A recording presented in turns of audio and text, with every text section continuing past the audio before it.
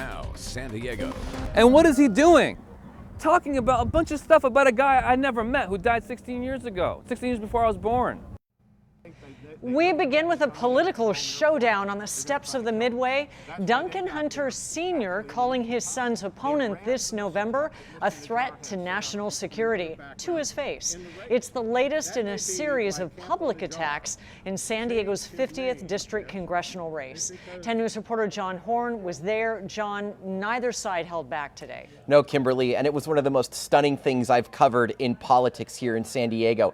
Former Congressman Duncan Hunter Sr. tying his son's opponent to terrorism as he stood just feet away. Now, Hunter Sr. came to the waterfront armed with poster boards laying out his case against Campa-Najjar. Ammar Campa-Najjar is running against Hunter's son, Congressman Duncan D. Hunter, in the race for the 50th Congressional District. Now, Hunter Sr., a former congressman himself, even called his talk a security briefing.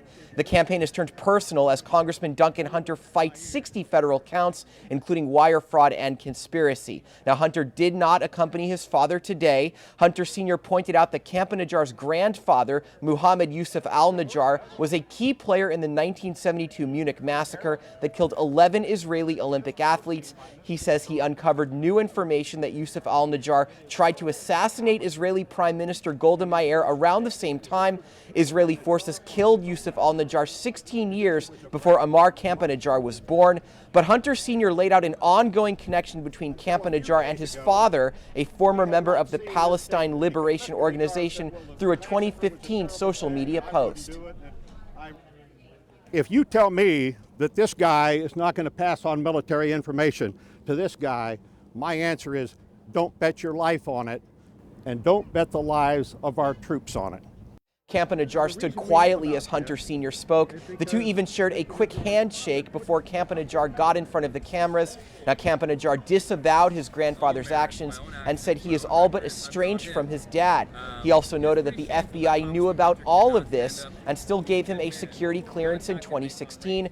Campa-Najjar called on Congressman Hunter to speak for himself. Duncan Hunter Jr.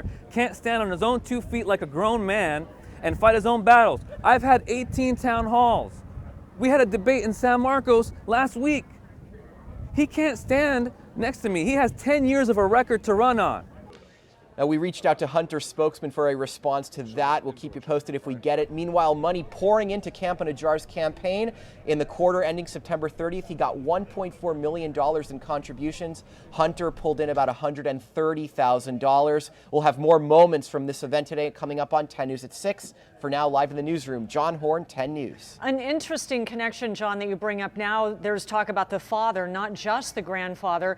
And the concern raised today, you're saying, is that Campa-Najjar would become informed about things that could, in fact, get passed on to his family, the Najjar family, and in turn then put our troops into harm and cause security issues. That's exactly the point that Duncan Hunter Sr. was making, and it's something that we've seen bubble up in the last couple of months as this indictment for Duncan Hunter Jr. continues to progress. We've seen these attack ads, personal attack ads against Campa-Najjar, not questioning his policy, but questioning his allegiance to the United States.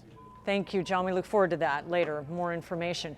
And your voice, your vote, the election is 3 weeks away, and tonight we're learning how some of the biggest